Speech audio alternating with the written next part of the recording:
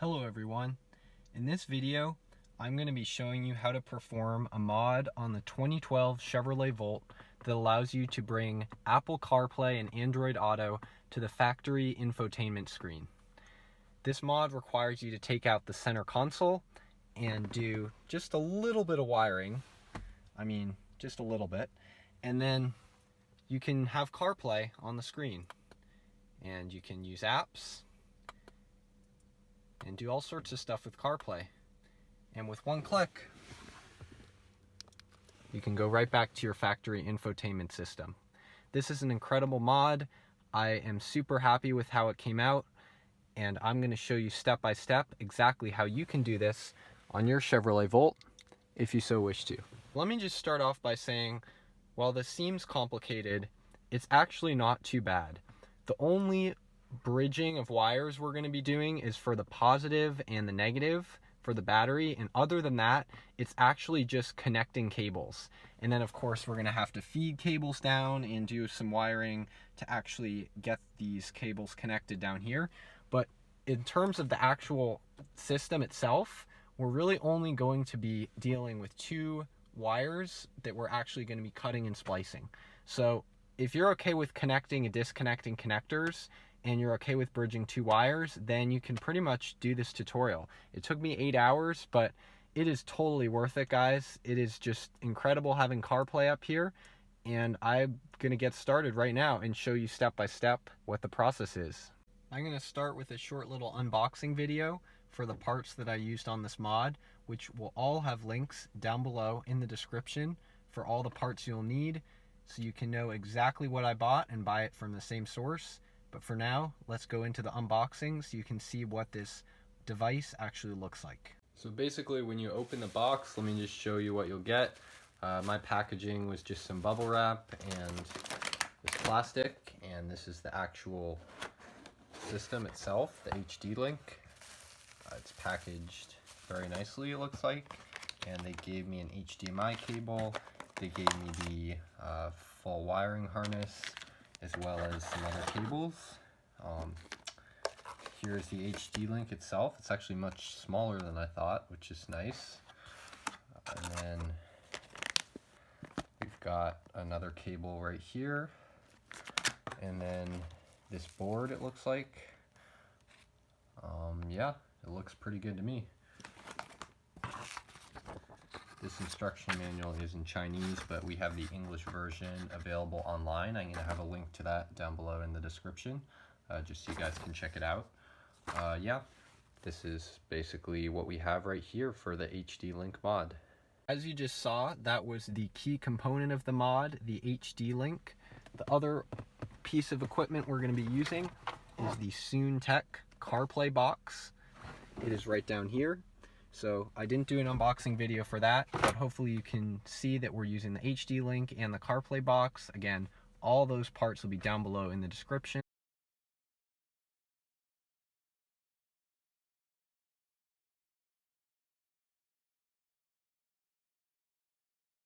So the first step is to pry off the U-shaped plastic part that loops around the shifter.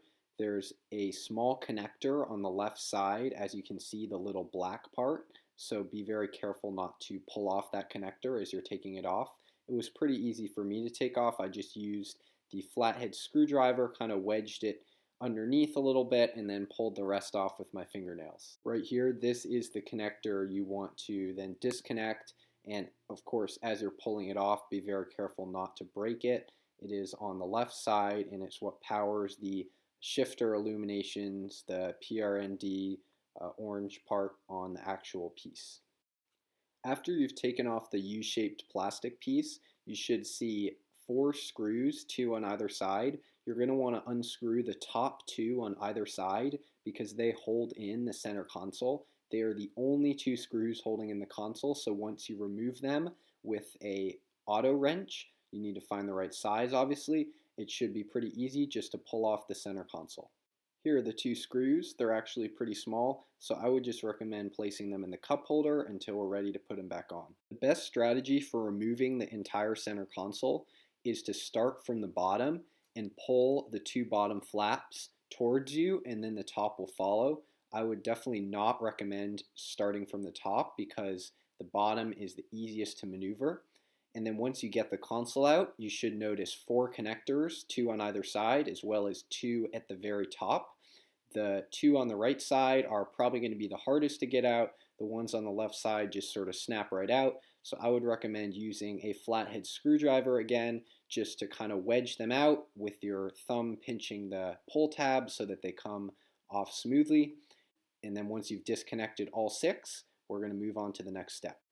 Next, we're going to remove the radio, which is behind the center console. So once the center console is out, go ahead and unscrew the 4 screws that are holding the radio in.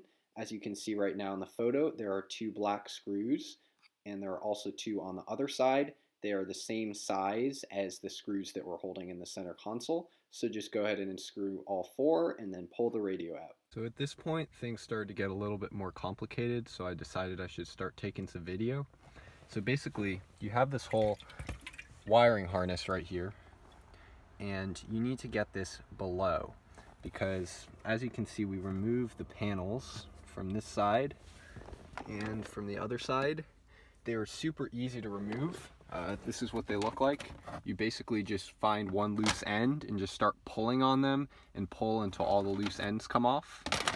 And once you have the panels removed, you can see there's a nice space right down here where we can actually store the HD link. It's like this totally open space with nothing in it.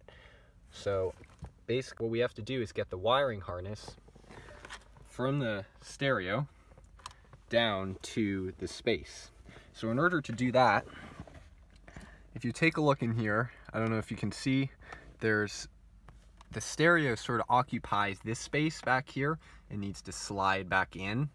But to the side of this tray, sort of, it's like the tray where the stereo sits. You can see this is like the edge of the tray right here. There's a little gap, and if you put the wires right down through the gap, you can bring them down all the way. They curve a little bit, and then they go all the way through, and up under here, you can just bring them out, and they're all ready for the HD link. This wasn't too hard, took me about 5 minutes, so I'm gonna bring the other ones down and I'll be back. Alright, so the next part is fairly straightforward. There's just this little board here, and the HD link will come with 2 cables. One that's slightly bigger, it says out in here, very small text, and another that is slightly smaller. You can see it says in right there, IN. And then once you've connected the bigger one to here and the smaller one to there, the bigger one is going to connect to the original OEM cable, the one that was originally plugged into here, and the in one is going to do just what it says. It's going to go into the actual unit. So the in goes to the unit, the out goes down below. I will have a wiring diagram in the description, so definitely check that out if you're confused. And then on here we have an HDMI cable connected. The hardest part for me personally about this particular cable is the fact that it's flat.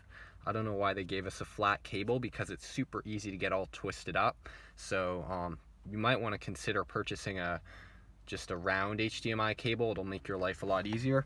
But I did manage to feed it down the exact same way I fed the wires. And so now we have our connector right here. This is if you want to add a reverse camera. And then we have our HDMI.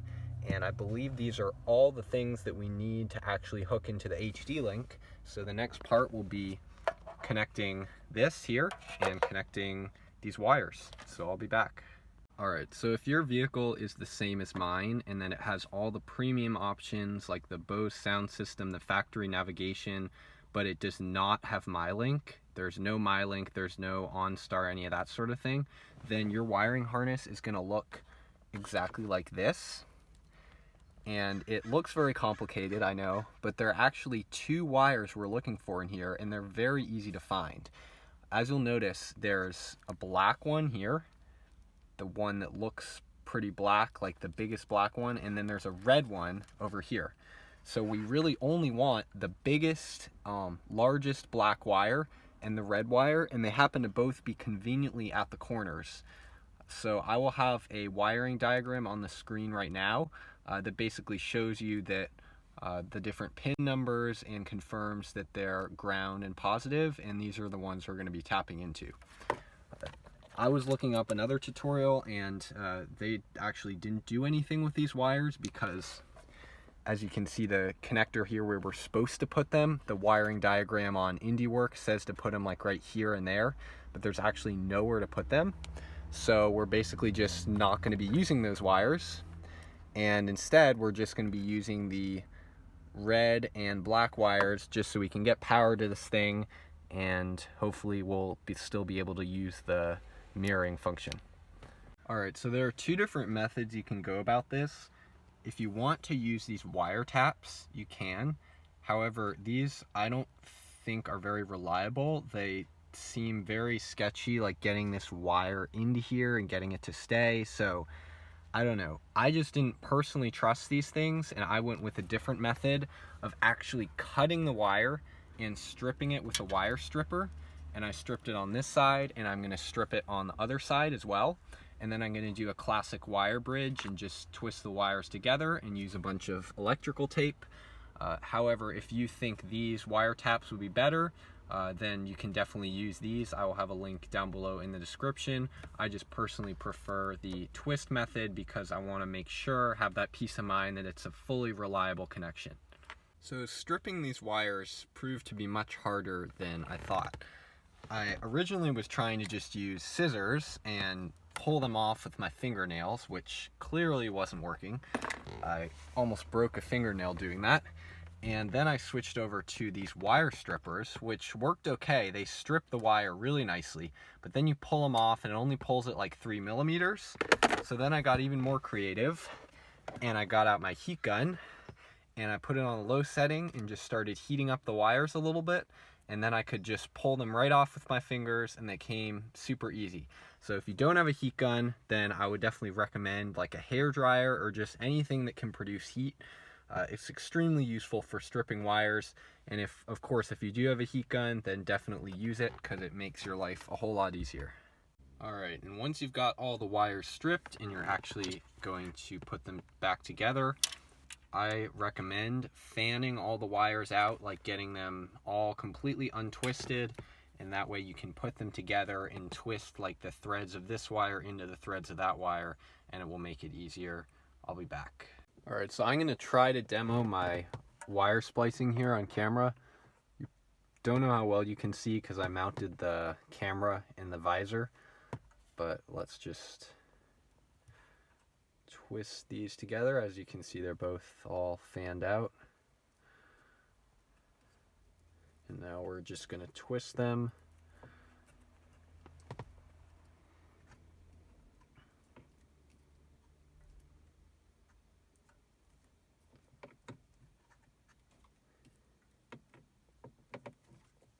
So if you want to be extra secure, you might want to get out a soldering iron and just plop a drop of solder on top of your bridge here.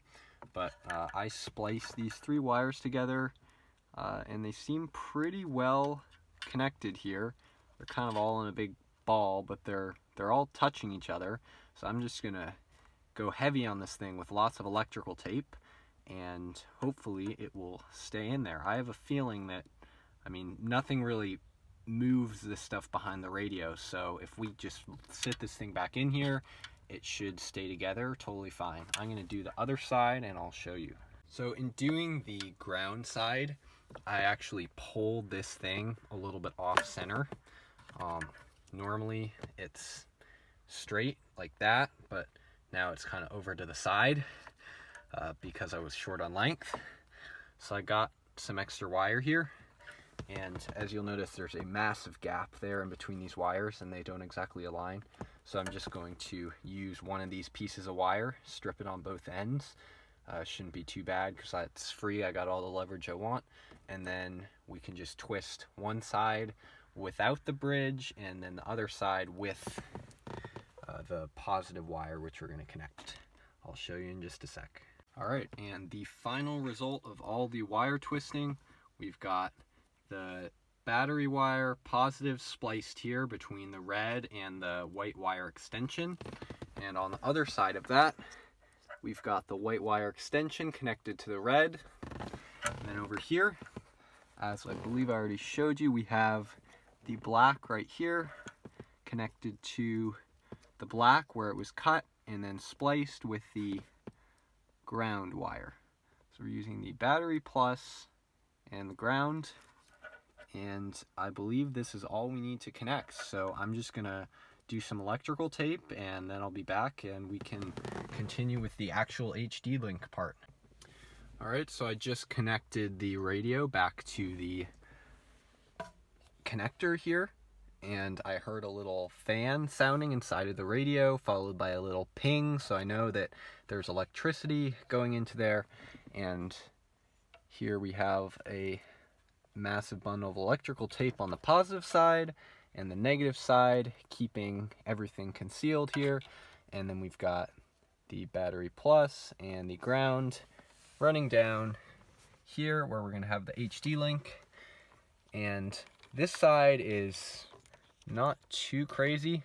There's just this connector here and an open one on this side.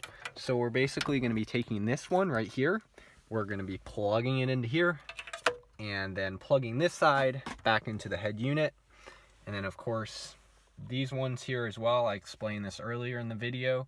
So I'm just going to do all that and then I'll come back when it's done. Alright, so all the connectors and cables are exactly where they need to be. So before I go ahead and put this thing back in, which is probably going to be the most challenging thing that we have to do for this entire tutorial, I'm going to go ahead and show you exactly where the wires are all connected. So as you can see, we have this board thing, and right down here is where the OEM wire, which is this thing right here, this wire used to connect to there. But instead of connecting it to there, we yanked it out, we connected it to here. This is like a female plug, and then we're gonna connect it to the board, the out part here, it says out, and then over here it says in. The inside is just coming all the way back and going right in to where the OEM plug was connected. Then I already showed you we have the positive and the ground tapping in. These other wires we're not going to worry about. And then here where the plug used to be, we have the interception, and that is connected to the original right here. And then now I'm going to have to try to get all this stuff to fit back in here, which is going to be extremely difficult because there's almost no space back here and it's like a massive explosion of wires. So I'm going to work on that and hopefully I'm successful, and I'll come back when it's finished. Alright, so it actually wasn't too bad getting everything back in here. It only took me about 10 minutes. The wires fit pretty well. I sensed when there was like an inch left, I sensed a little bit of tension, but I just sort of slowly kept compressing it in there and then bolted down these 4 screws. And I highly doubt that anything broke off. It seems like even if it's really squished back there, it should at least all still be intact.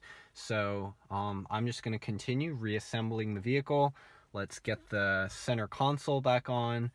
And at this point, I don't think I need to show in the video, these 2 plugs connect to the same place they were taken out of. Same with all these ones. You've got these 2 down here. You've got 1 over here, 2 over here actually. And yeah, it's pretty obvious where they connect. So I'm just going to go ahead and connect all of them, plop the center console back on, and then I'm going to try to start the car with the HD link connected, and we'll see if we get anything cool.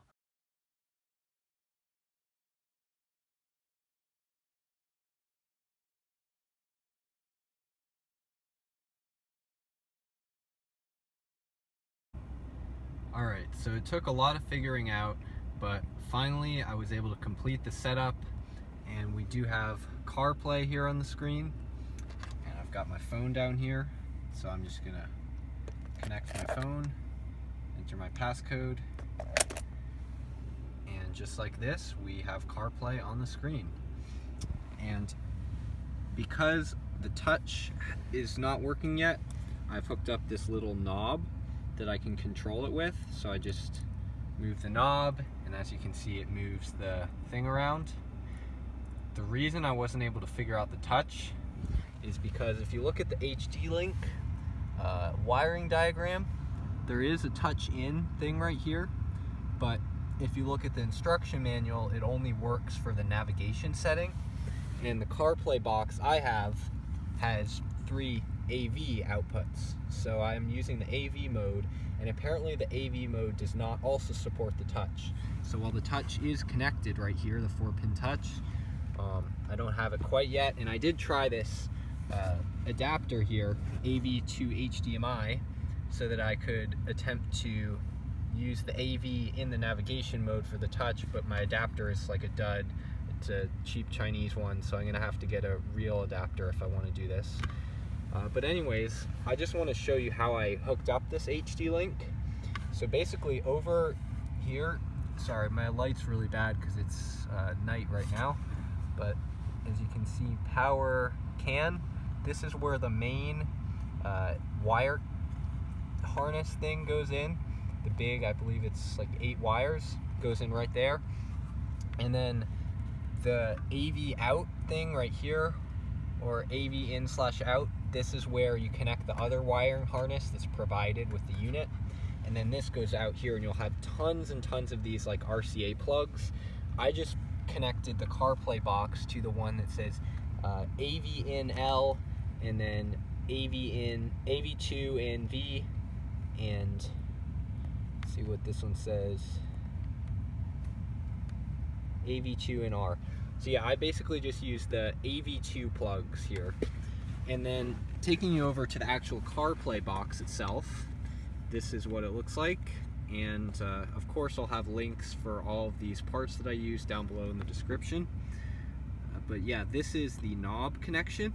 You have to specify when you place this order that you want them to send you a knob. They cost an extra $15, but you just connect the knob right here, and this is it. It lets you control the CarPlay without the touch. And then this is the big wiring harness on the other side for the CarPlay. And on the other end of this wiring harness, we have an accessory plug, an accessory wire, this is the red one, and a battery positive wire, which is the yellow one. So I just bridge these two together because I don't want to have to like bother opening up my entire car and finding the accessory thing. So if they're together, then it'll work basically just like the positive. So I connected these to the same exact positive source as the HD Link. And then I also connected the ground wire for the CarPlay box to the same negative source as the HD Link. So both the HD Link down here and the CarPlay box are both going to the same exact battery plus and negative sources. You can just cut and bridge the wires. It's super easy.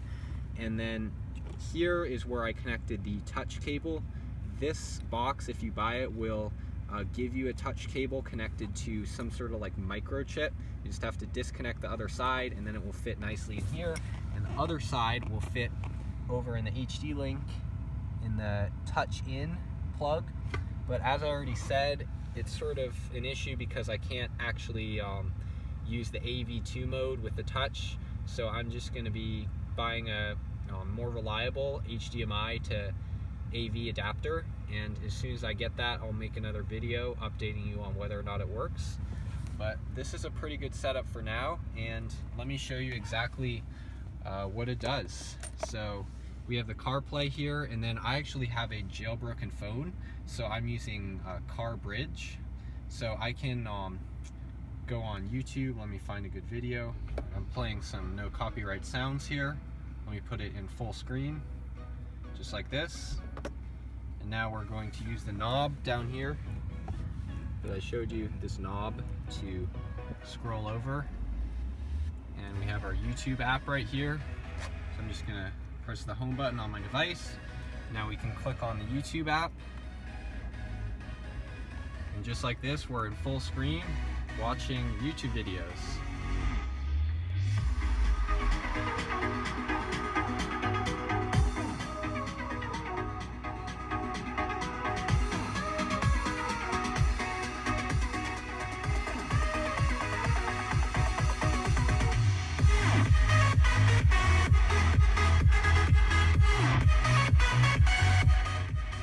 Anyways, guys, that about wraps up this tutorial. You can turn the music off, by the way, just with this power button. All of the same OEM buttons all work behind this. This is sort of like just goes on top of the display. It doesn't actually cut out what's there. So like I have the heat on right now because it's really cold out, but I can still use this, and you don't know if you hear, but the fan just went down, and I can still adjust the temperature from here, and it will all go through to the normal unit. And if you want to switch back over to the OEM thing, there's this little button. I don't know if I told you already, but it goes into the mode switch. So you just click this button right here, and just like that, we're back. So I'm going to click it again. We're back to the HD link. This is the HDMI mode, so you hold it for 2 seconds. Navigation, AV1, and then the one I'm hooked up to, AV2, and you click it once, and you go right back to your normal thing, so you can do all the buttons and everything. So yeah, hope you guys enjoyed the video. This took a long time to make, and it took me all day, probably 8 hours, to get this mod done.